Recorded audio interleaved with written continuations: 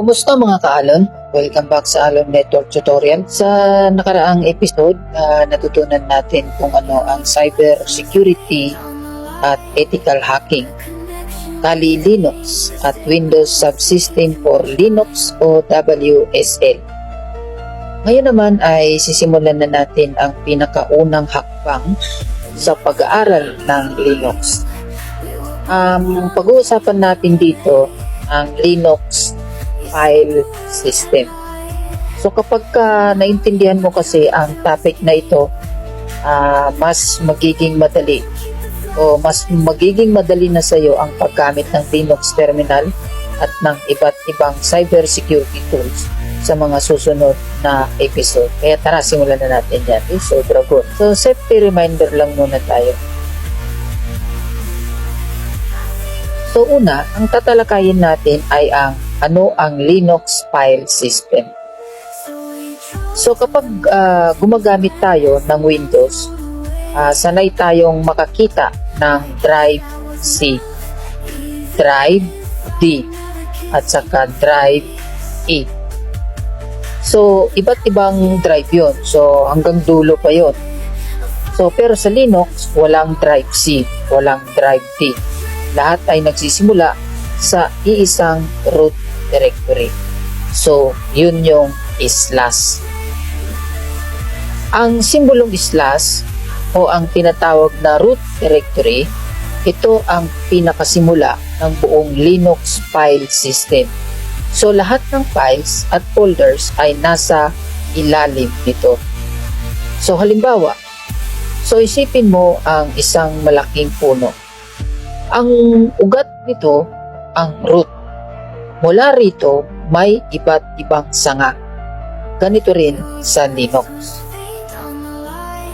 Okay? So, buksan muna natin yung ating terminal. So, mag-example tayo. So, wallpaper ko lang to mga idol ha. Hindi ito sabi ko nga sa inyo na install lang ako sa ating Windows. Yan. So, unang gagawin natin, mag-type muna tayo ng pwd. Okay? So, makikita natin ang kasalukuyang directory. So, ito yon. Ito yung directory natin. So, ngayon naman, susunod naman natin yung cd tapos slash, space, tapos slash. Okay? So, ngayon, nasa root directory na tayo. So, paano nagiging root directory? So, una, nag-type tayo ng pwd, pinakita tayo sa directory. Tapos sa directory, pinadala naman tayo sa root, sa ugat. So, sa ugat, meron pang pinaka-ugat yan.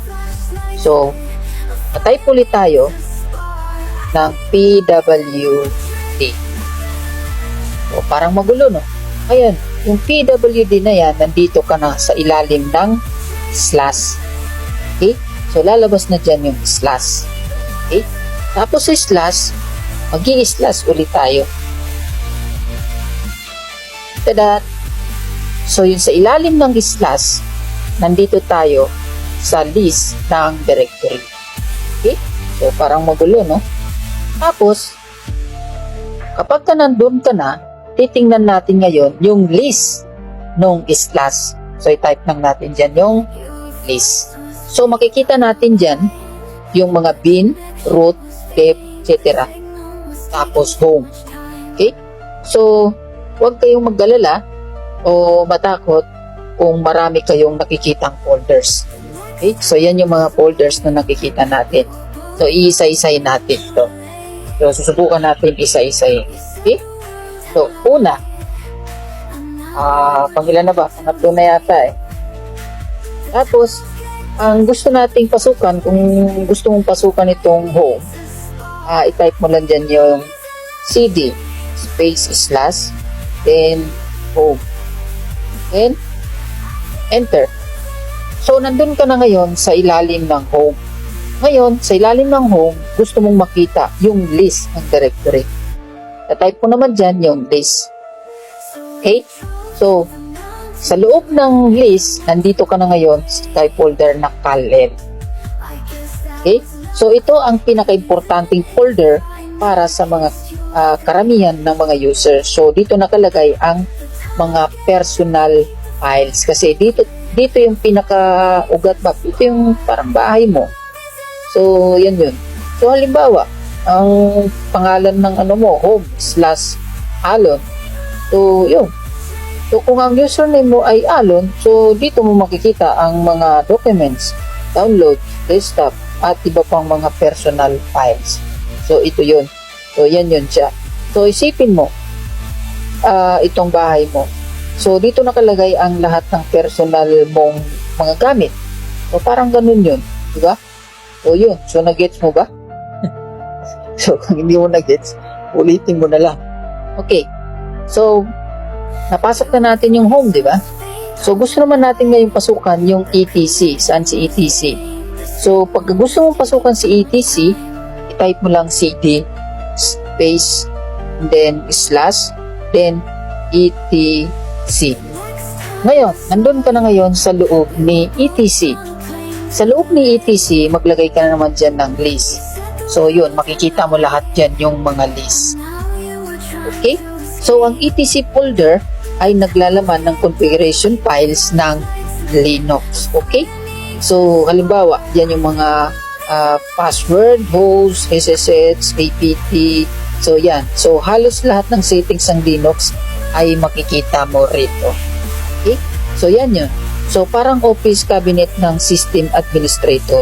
So, yan yun siya. Okay? Alright? So, nag-gets mo ba? So, pang-5 naman, pasukan naman natin yung bin.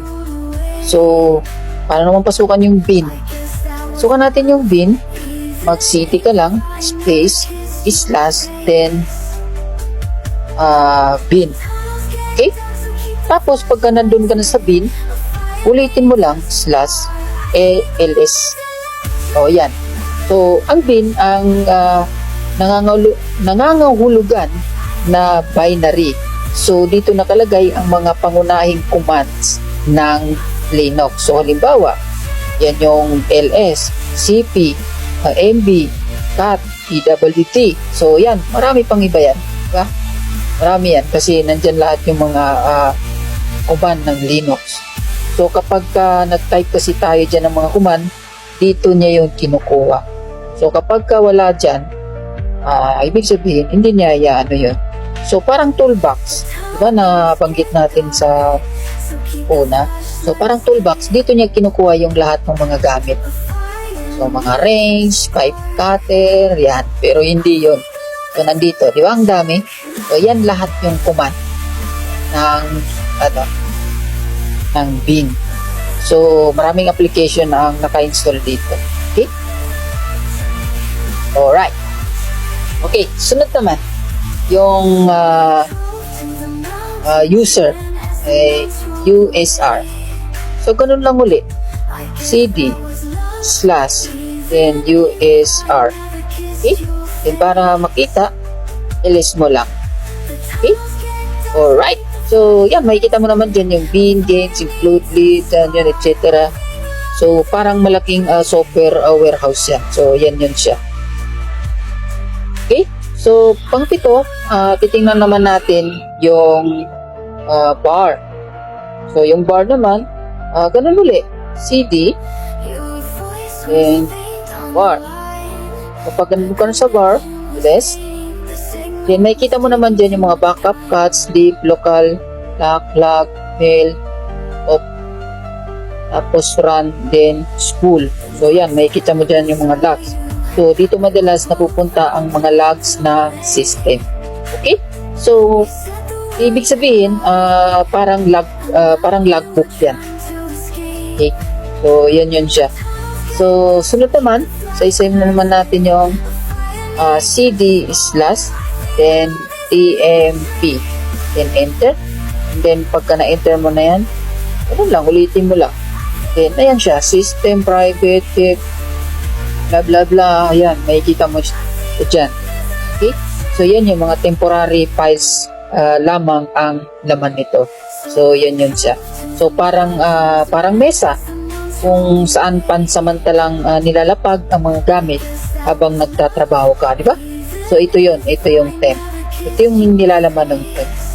So parang, alam mo yun, yung parang naglalagay ka lang ng meron kang lagyan na tabo, tapos ilalagay mo yung mga tornilyo para hindi magkakawala-wala. So yan yung laman niya. So dito madalas ini-install ang mga, dito pala nilalapag. So sorry. Okay? So pang siyam na kaya tayo o pang siyam na. So CD, tapos space naman natin, then OPT. Okay? So kapag naka-OPT ka na, release mo lang. Dito madalas ini-install ang ilang optional o third party software. So dito yun siya. Okay? Right. So, pang 10 na tayo. Ang pasukan na naman natin yung dev. Then, enter. And ls. So, yun. So, ito yung napaka-interesting na folder na ito. Okay? So, halimbawa, SDA. So, sa Linux kasi, halos lahat ay tinatrabaho bilang file. So, kahit storage devices at iba pang hardware ay may kinakatawang interest dito. Okay? So, pang 11 na tayo, no? So, subukan naman natin pasukan yung rock. So, ganun lang uli. CD, then rock. So, hindi ito ordinaryong folder. Okay? So, yan. Hindi yan ordinaryo folder. So, virtual file system naman ang nilalaman ng Proclamation 102. So, dito kinukuha ng Linux naman yung mga informasyon tungkol sa SA, sa CPU, RAM, processor, tsaka mga blah blah blah. Okay? Alright. So, type natin CD and then space then ls. Okay? So, subukan natin. And then, subukan lang muna natin. Then ls. So, yan yun siya. Kabalik na tayo. Okay? Alright. Okay, sa pinakasama rin natin, ang folder ay tinatawag na halimbawa, itong slash. Ito si slash. Ito si slash. Si slash, ang equivalent niyan, ang purpose niyan ay root. Si home naman, ang equivalent niyan ay personal files. Si etc naman, ang katumbas naman niyan ay ang configuration. So, si bin naman, ang katumbas naman niyan ay command. Si USR, si USR ito. Si USR, ang katumbas naman niya ay application. Si var naman, ang katumbas naman niya ay mga logs. Si TMP, nasan si TMP? Parang sumobra yata tayo sa kakapaliwanag kanina. So, wala si TMP. Si TMP ay temporary files. Si option o si OPT ay siya yung optional software. OPT. Di ba? Sumobra na nga tayo. Sabi ko na parang kakaiba na yun. Okay? Sa dev naman, nasan si dev? Si dev, ang katumbas naman niya ay devices. Si proc naman, ang katumbas naman niya ay system information. Okay? Alright. So, hindi kailangang kabisaduhin agad ang lahat. So, ang mahalaga ay magkaroon ka ng idea kung saan hahanapin ang mga files habang ginagamit mo ang Linux. Okay? So, mini challenge muna tayo. So, challenge para sa inyo to. So, buksan ang Kali Linux. Subukan ninyong gawin ang mga commands na ito. So, pwt cd space slash then ls then cd space slash home, yung kagaya ng ginawa natin, and pwd then cd space slash etc then ls cd space slash var then ls. So nagets mo ba? So ibig sabihin, pagka nag-type ka ng PWD, nasa loob ka na ng folder. Tapos pag nasa loob ka ng folder, para mapagana mo siya, type mo yung cd space then slash, then pagka nag-type ka na, papasok ka na doon sa kanyang loob na list. So, okay? So, yun. So, huwag ka matakot na mag-explore. Iwasan lang muna ang pagbubura o pagbabago ng system files habang nag-aaral tayo, okay? So, recap lang tayo. So, ngayon ang natutunan natin, ang root directory, home, etc, bin, user, var, temp, opti, dev, and then proc. So, okay? So, hanggang dyan na lang muna tayo. So, sa next episode, pag-aaralan naman natin ang Linux command part 1. So, dito magsisimula ang totoong paggamit natin ng Linux terminal. So, matutunan natin ang mga commands tulad ng pwd, ls, cd, mk, dir, at cp, mb, rm. At ipapaliwanag natin ang bawat isa gamit ang actual demo natin dito. Alright? So, yun lang. Kung may natutunan ka sa video na ito, huwag kalimutan i-like at i-share ang video para sa mas marami pa tayong matutulungan. Okay? Kung bago ka pa lang sa channel, mag-subscribe at i-click ang notification bell para hindi mo ma-miss ang susunod nating mga episode. Ako si Alon at ito ang Alon Network Tutorial. Tandaan, bago maging mahusay sa cybersecurity, kailangan mo muna maging komportable sa Linux. Maraming salamat sa panonood at magkikita-kita tayo sa susunod na Alon ng Kaalaman. Bye-bye!